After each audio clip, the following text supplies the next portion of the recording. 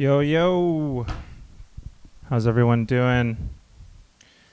Welcome to my Splice takeover.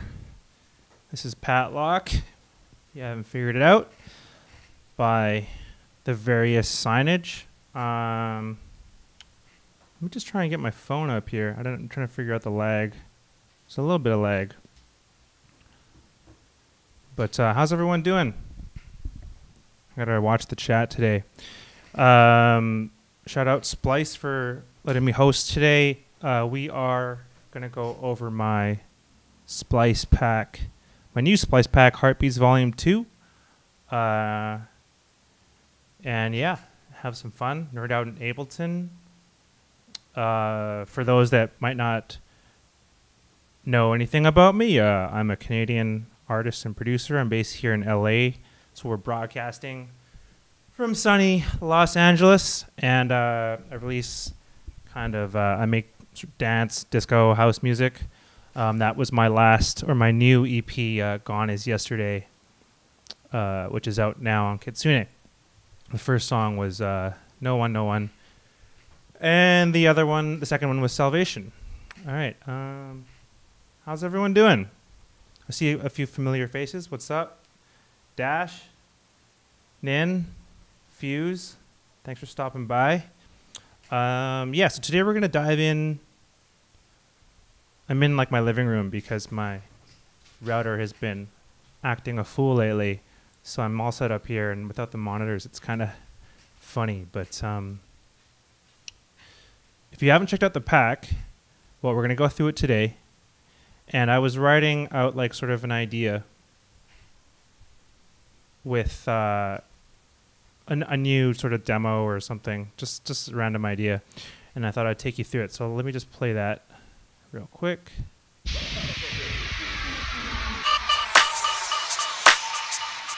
Oh, thanks, Drill.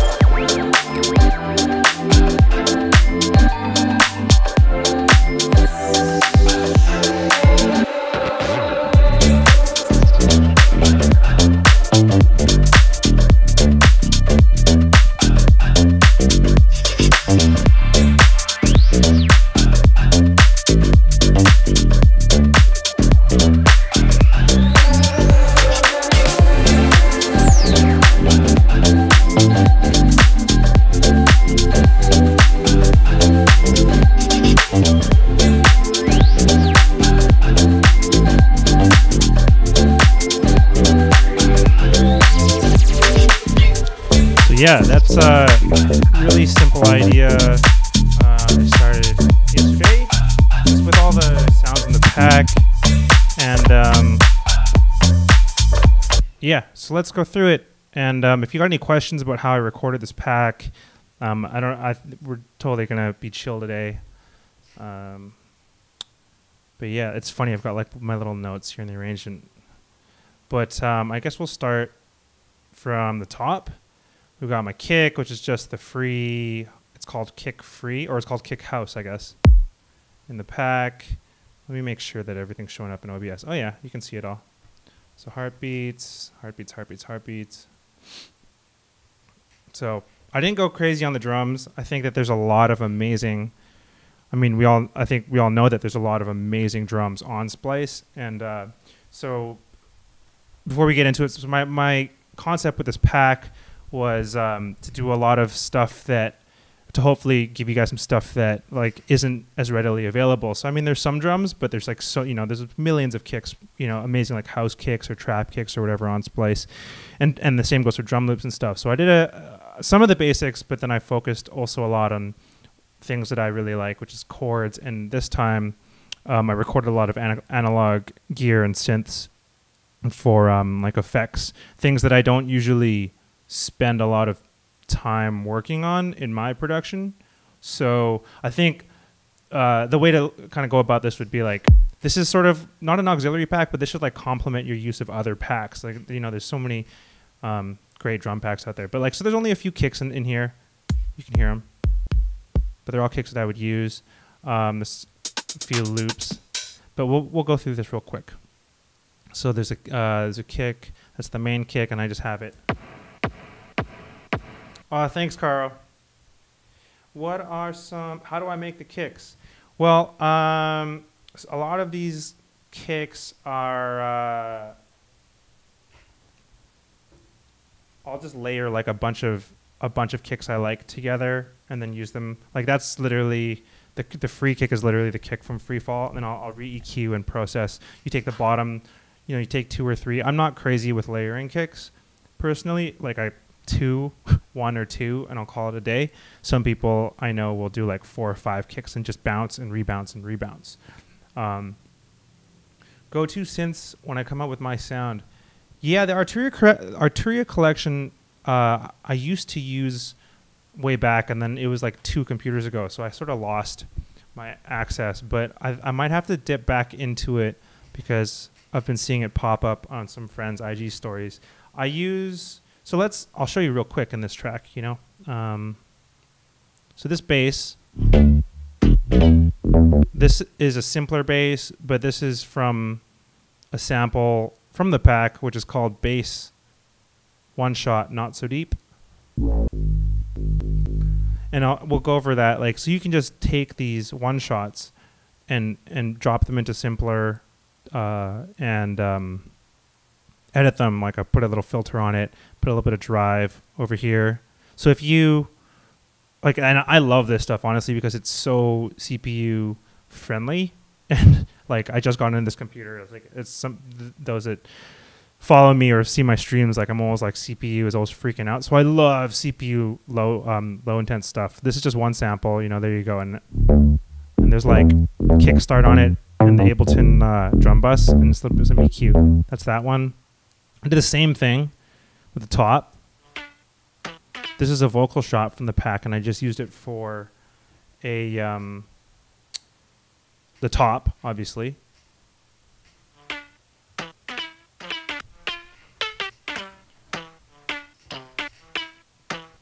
So let's show that in the browser. Oh yeah, so that's just in the vocal section of the pack. And that's sort of like what I want to get into today. Is just having the idea that like you can use samples in a fun and creative way, like resample, and you don't have to feel limited by a drum loop or chord loop or a bass loop or something. Just take one chunk of it and just turn it into. This is just saturated like a mother, right? I have saturator on it, and then I filtered off the top, cut the sustain down. Pretty simple stuff.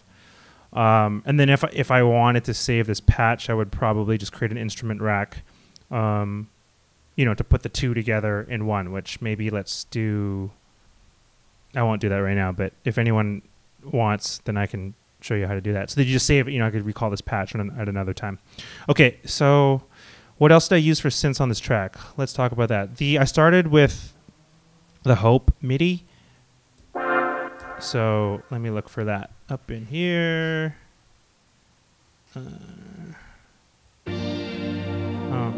I guess I have more than one thing called Hope. Hope, yeah, here we go. So it's like this, right?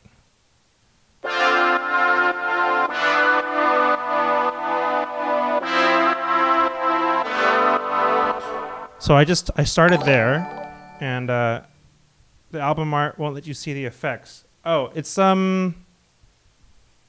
my album art is too big. Sorry, I'll just scroll. But now the effects are just, you know what? I can move that because it's all chill. Let me, but then if I move it upwards, then you're not going to be able to see the samples. I'll shrink it a little bit. How about that? A nice compromise. Even though I'm loath to shrink my beautiful art. The characters and stuff are all from like my EP film. Okay, so hopefully that's a little bit better. Thanks for the follow, Mr. Potato Juice. So I took that MIDI, right, and then I edited it just like a little bit. Actually, barely anything. I just shortened it, right? And then I wanted to build the chords on that for like block chords. And I froze this just so that it wouldn't freak out, but it's just like a serum patch that I tweaked. And then I added, so you can see the MIDI in there. I just added like a third, I think, to fill out the chords a little bit. I think I only added one note onto each just to push the chord to fill it out. So I mean, yeah, you know, even with MIDI, if you download like the MIDI, which is an extra, this is not actually in the pack, but at the top of any sample pack you're looking at, you know, tweak the MIDI, like change if you don't like how it resolves, you don't like the second chord, like play with the top note, play with the changing the bass note.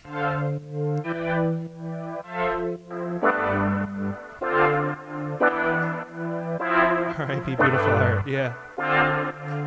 So this is a serum patch that's just playing that low.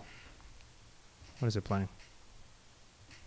And then I've just got like a diva doing the same thing. So they're in different registers.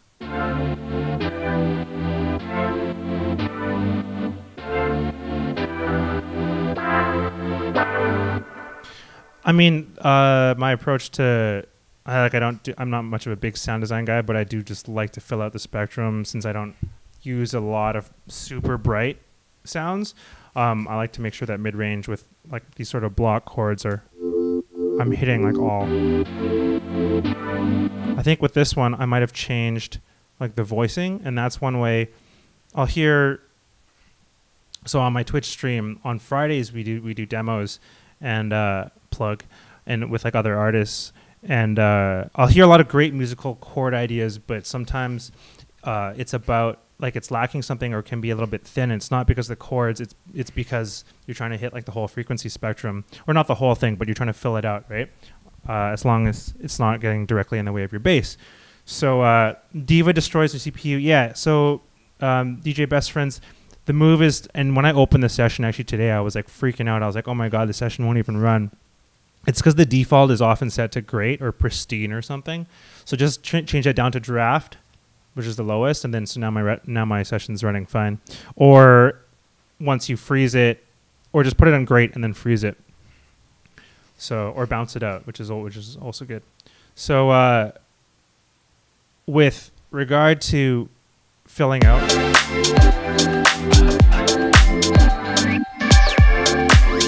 I've just got like different octaves on the and then I'm moving voicings, which you'll find is helpful to layer. I think I struggled for a long time figuring out the right types of chord layers to get things sounding rich and full, and it's really just about where it sits. So you might have, let's see, the top note, the bottom note is a D here, and the top note is F3, and here, so up here, my top note is an A, so I'm like stacking. I'm just stacking. All right, so that's the block chords. Here it's kind of, I don't know why it's a different color. I think I added like, just added a couple notes. I love using colors to organize my nonsense. All right, and then the other things happening. This is just literally the Ableton Roads, which has ended up on way too many of my records, including Salvation, which you just heard. These are just kind of filling out the. And these are all in the pack. You just tune them. I'm just tuning them to the key. Right. So in terms of synths, I think that's most of it in this idea. I use this, which is fun, which is a fun little loop I recorded. So in terms of talking about the gear that I used, I ran my Juno 106 through my Mooger Fooger delay pedal, which is a fun piece of gear, and just gets really wonky. And I mean, it's not like you can't replicate that stuff, but I think with this, I'll show you this original loop. This is not even it because I reconsolidated it. Let me find it in music, Juno. Divine, yeah, guaranteed to destroy you. I mean, I wonder if you got like the top of the line Mac with like all the RAM and stuff, how many instances you could run. I used to think Serum killed my computer, but since I got the new one, it's like, nah, it seems fine. It's just the Diva. So this is this sample. And I recorded my pack like 3 minutes or whatever it was. Not 3 minutes. I mean, I probably recorded it and then I cut it down. Which doesn't sound like much, but then I edited it for this track. I just repitched it. I doubled the speed, and then I have like a chorus on it. I'll show you what's going on here. Now in context with the track, I have the utility on, so I'm going to take that off because I have it fading in.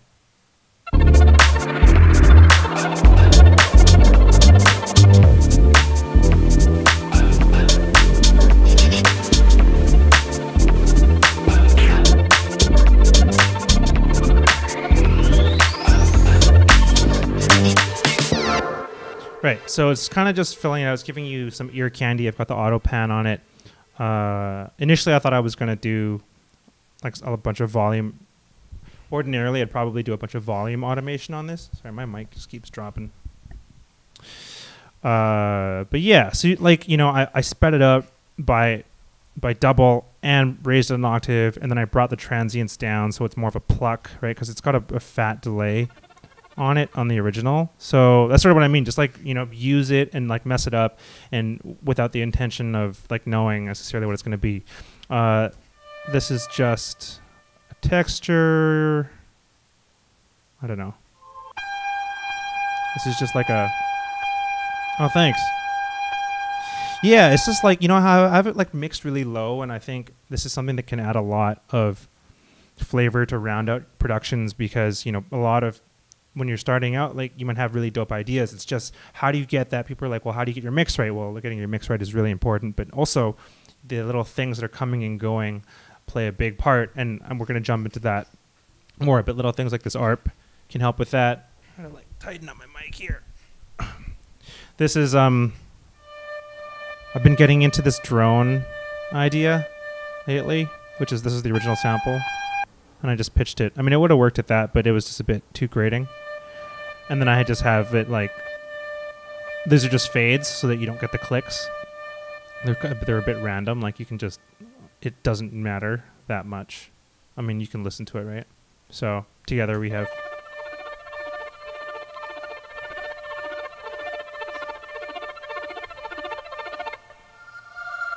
These are just one shot, like pads. Nothing crazy. It's like me singing chords, which I always put in my packs because it's hilarious because I don't sing. All right. Yeah, that's the end of that. This is other stuff. So, okay. Let's get into the drums a little bit, because this is an example of. This is a very extreme example. I think I want to talk today a little bit about how. Oh, thanks, because. Thanks for stopping in, best friends. We'll see you soon. Appreciate you popping in the chat. The drum rack. Okay, so I set this up one way. I literally just took all my drums in this pack and put them in drum rack, and then was like, cool. This is just like, this is edited, but initially this is just, there's nothing crazy here. It's literally just, I just took, you know, all my claps and then just dropped them in there. And then what I did is I choked them all off to one, starting out, to build the groove so I could quickly audition, right? So if you have, let's say, like I edited this hat, which was a closed hat. I turned it into more of a shaker because I felt that would suit the groove. So I even dropped the loops in here, which is kind of funny. Like, I would never do this, but I think this is it's just a faster way to work. So like we can.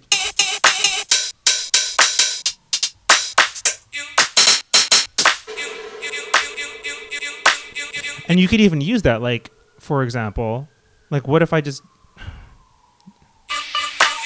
Well, I mean, I've already got, like, a vocal thing going on, but you see where I'm going with this. So I think that that's a way... Do the claps fall under the drum category? I mean, for intents and purposes of this idea, sure. My claps and snares are usually outside of my drum group. So again, like, definitely ask me questions about this stuff. Like, I wouldn't typically put them in here, and this is a bit, it can be a bit slower to mix later. So usually it's like hat, open hat, closed hat, shaker, channel, right? That's just like your standard way of doing it, or your traditional way. And this is just, I mean, I'm just writing, you know? So I'm trying to get stuff down really quick. The percussion rack, let me show you, I literally just did the same thing and took my perks and just dropped them all. Like the loops as well. And then I had to rewarp some of them, obviously, because they're like, the tempos are all crazy. Sumac. What is Sumac? I don't think I have. I'm gonna have to look that one up. Sumac editor. Right, so then what I've got is like this weird, like on this track, it's shuffly, as you know. But I've got like this cutting off this, I think. Like this is not like your traditional, you know, way to do drums. But I think that it's definitely a fun way to work through samples. Like if you get a new pack, or let's say you know, go and mess around with your favorite artist, like sample pack, or even mine on Splice, and you grab all the percussion or effects, and then you throw them in there, and you start to see what goes. So like,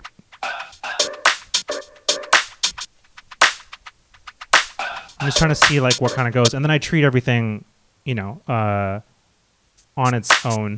So I have like a little. I literally drew them in. Usually I would play them in, but because I just drew them in, I added this like random MIDI velocity with a bit of a side chain on it. Nothing crazy really. Right, and then I glue my drums together later. What is Sumac? All right, so with that being said, I took this to the extreme with this effects rack, which I think is also pretty useful. And I think if you're checking out or you've listened to my pack, all that analog stuff is in there, and it's kind of maybe overwhelming.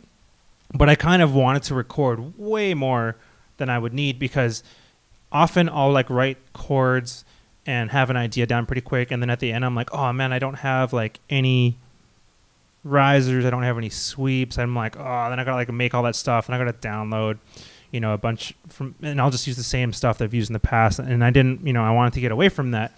So then I recorded, you know, all this stuff. Right. Which is weird. Like there's like Korg stuff, Monotron, SH101, there's Dave Smith stuff. Ran it through a bunch of gear. And yo, we got like a mod. I don't know what's going on. But so in this case, I literally just threw all my effects in this one rack, and it kind of fills it out. Like, I mean, this is excessive because, like I just said, like usually I'm sort of effects are kind of the afterthought, but it really just adds. So like, just listen. I'll run it with the drums and the chords.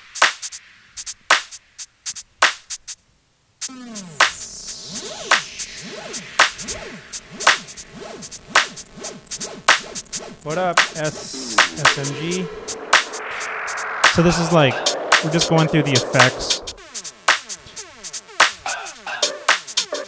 on the pack. It's a lot, obviously, right? But in the context.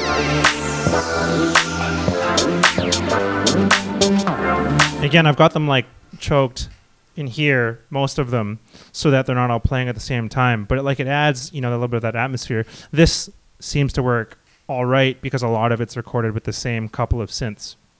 So that's something to mess around with. I think that concept works for percussion. Let's say you get a kit of like Foley sounds of like recorded, in the wild or something. Just drag them all in a kit and then pop it open. So the way that you find that is once you drag them in, then you just go to this in-out part here on the left, and then you select all and just go choke. I don't even know what choke 2 means. I guess it means you can play it'll allow you to play 2 things at once. But for example, this is choke 1. As soon as I play something else, it's like monophonic, That one has none, so I can hit both. I can hit 2 on it. Thanks, Alvaro. Yeah, recorded a lot. Yeah, a lot of analog synths. For those joining us, we're just jumping into my pack, Heartbeats Volume 2. I'll play you a little bit of the demo idea I started today for it. But really just all the pack sounds.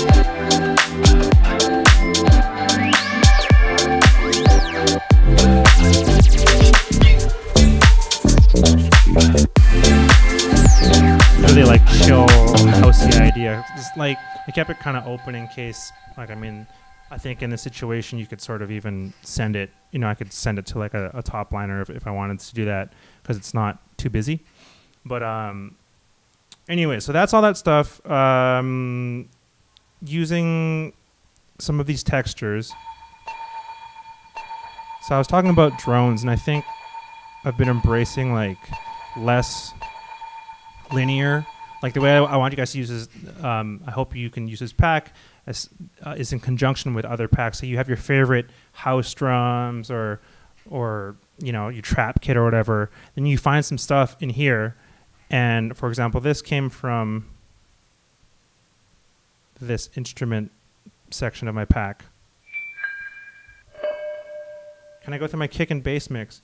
Thanks, Funky Boy. Yeah, well, I'll go through the kick and the bass. It's nothing crazy on that.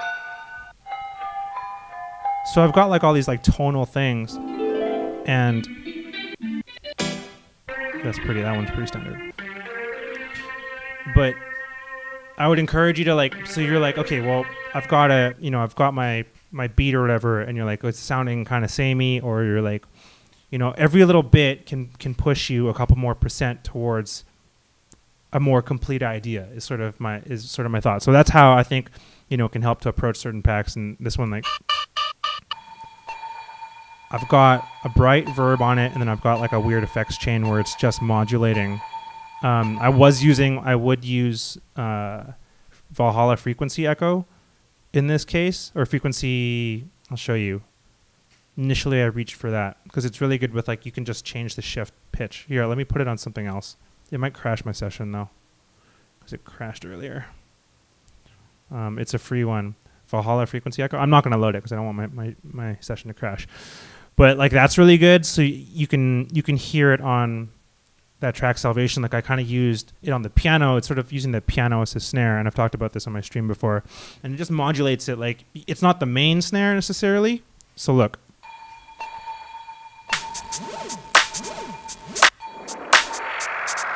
It's tuned to the key, and it's outside of the drum. I don't want it compressed with it. It's sort of like a...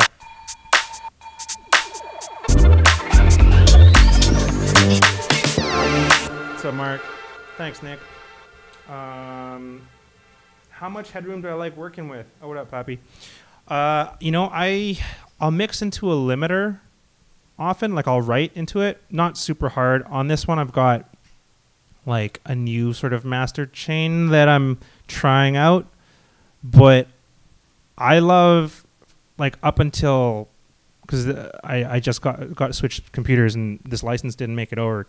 I really love this clipper called Kazrog K Clip, K-A-Z. Here, let me write it out. Their support is maybe not so good because I've been trying to get them. But I just write into that. I clip it a bit, and it sounds pretty good. And so I'll do most of my writing in there, and I'll turn it on and off, obviously. But I find that it does a pretty decent job of approximating the loudness of where I'm often going to be on my master.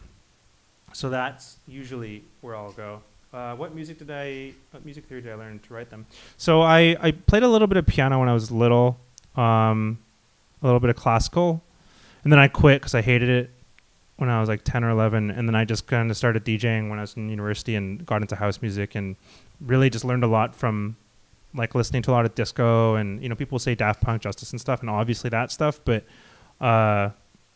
yeah, that's kind of where like I had to develop my ear again to understand like what, for example, here I've got some of the MIDI. Let's go through some of the MIDI because it's already been like half an hour. This is the fun stuff. So I just loaded like this is just I think it's in the default Ableton Dirty Piano. I don't know. I just reached for. So maybe we'll go through some of the MIDI in the pack. And I realized today that some of the good stuff also didn't make it in there because I recorded so much. This is just like dragging in there. So I would say like, you know, go in there and like mess it up, right? Like, for example, let's change our, if this is like a different idea, you know, let's move it up.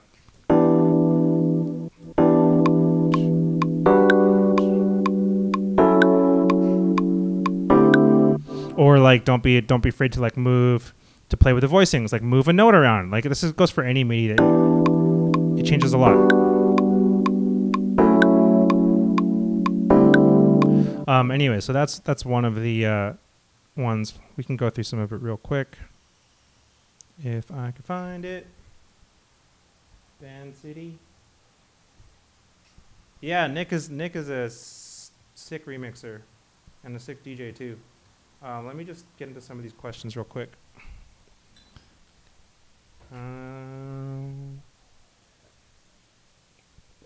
Right, went through the head through one. The kick and bass mix. I mean, that's like a really big, for dance music, that is honestly maybe number one of, you know, of the, in terms of priorities, especially for club stuff or festival stuff, EDM. It's about knowing the kick. Like I think I'm okay. I can always get better at like figuring out. It's all you'll hear. This is that you just gotta pick the right kick. You know. I rolled off a bunch here because this is the original kick house thing. It's very clicky, which is cool in a certain context. But whoops, it's not 125. That's funny. We can hear how the track does it. Like, let's hear this track at 120.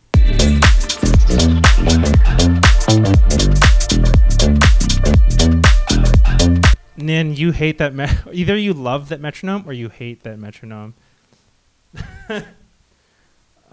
Your girl gonna leave you for kick, don't come through. That's true. So like you want to test, you know, on your laptop. Even just now I was like testing. I was like, does this thing sound like how does it sound like on the laptop? And then you got different laptops or the phone, right? Do the phone test, do the car test, all that stuff. So this kick, I mean, you want that top end obviously to come through, but I thought it had a bit too much. And I got my bass here, which is, oh yeah. So I think I used one of my bass instruments. What's funny is, I guess Splice hasn't done this before. They sell presets obviously and lots of other amazing stuff, but I think I'm the first person to create like a native instrument, not native instrument, but you know what I mean, like a simpler instrument. It's just a multi-sample. So I have it playing this, and this is it's in the extras at the top. It's not in the pack. It's like up there with the MIDI. So you can just like mess with it. So it's a multi-sample with like 5 one-shots, and that's all analog stuff. So kickstart for a 4/4 situation, yeah, I think so. You love the metronome. The context, the order of the comments is kind of funny. But yeah, so check out the bass instruments. There's a couple here. We'll get into that also. And then I just...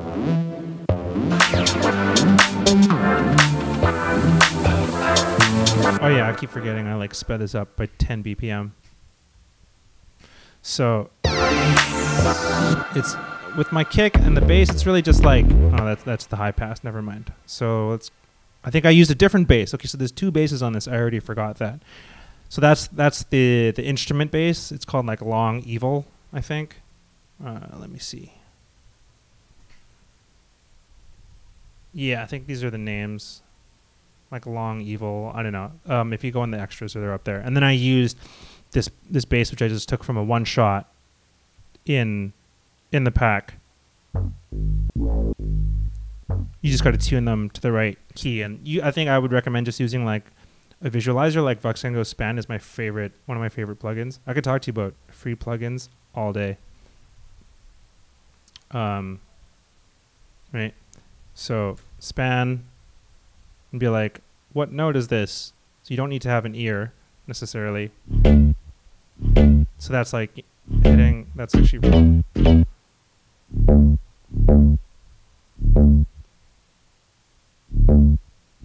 If this was like a sample, right? Okay, you're like, oh, what is this? It's a D, or it's close to a D, and then you just tune it to however you want to play it. But yeah, and then I've got my kick and my bass compressed together. Who's Buddy? Who's Buddy? And all right. So let's go through some other fun stuff. Oh, you know what I also did? Speaking of resampling. So I chopped, this is a chop from, it's called Music Loop, Kathy Open Mic. Okay, so let's find that.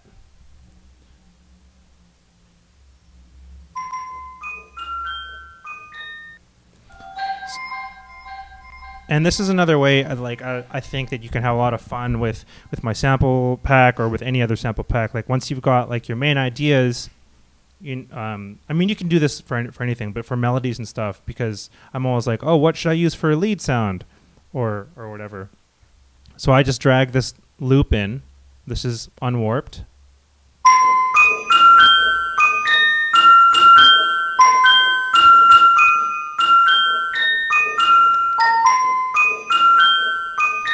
Right, it's a bit like it's doing something, but it's not in the right key. It's not whatever. So what I did was, I think I figured out that this track was in D, and so from C that's just 2 semitones or 1 full step. And then I warped it, right, and then you slice it to MIDI. Slice to MIDI. I mean, these are all really useful.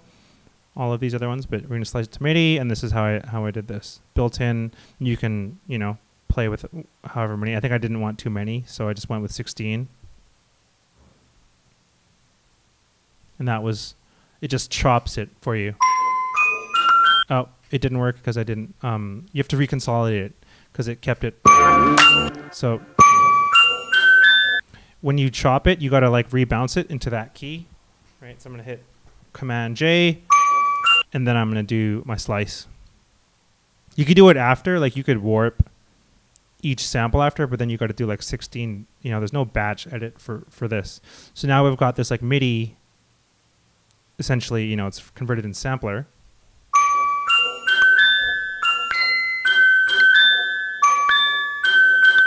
Getting melodies together is absolutely a mission. It is for me. I mean, it's kind of like, I think it's easier maybe if you sing, which I don't. Because a lot of melodies that sound great sung, which is almost any melody in key, sound like trash if you're playing them on a piano. You need something with expression, horns, strings can be helpful. So it's always a challenge, and so like I try lots of different approaches to that. So arpeggiating the backing chords. Also feel that, yes. So this is like the chop, right? I can play it.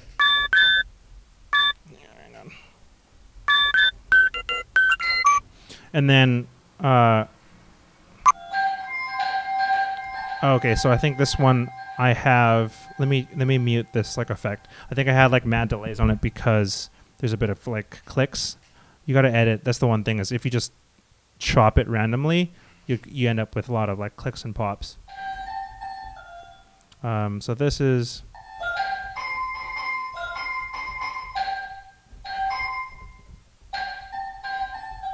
you're playing it like a sampler, right? Like an MPC or whatever. And you're just using your ear at this point. So I didn't know what I was going to play. I just kind of found that I liked this melody. And I got it in the key. So for example, this is how it sounds in context.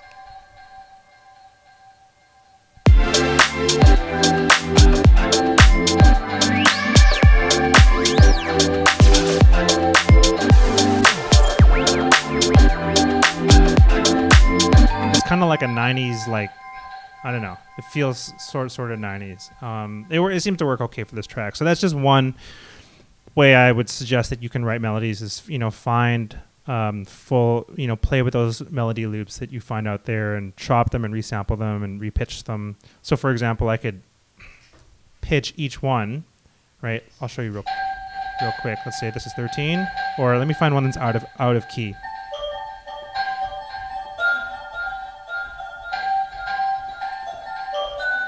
There you go. This one's out. See you later, Pappy.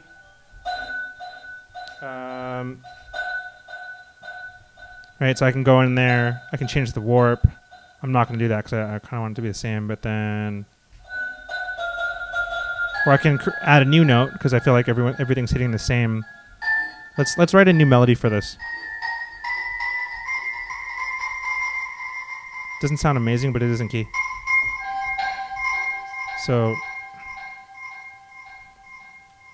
do this. Nin's going to be happy about this. Okay, so.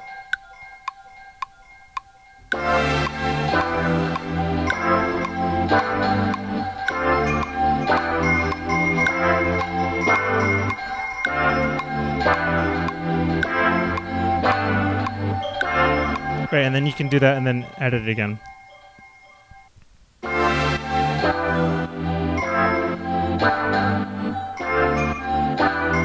You get it, right? More metronome.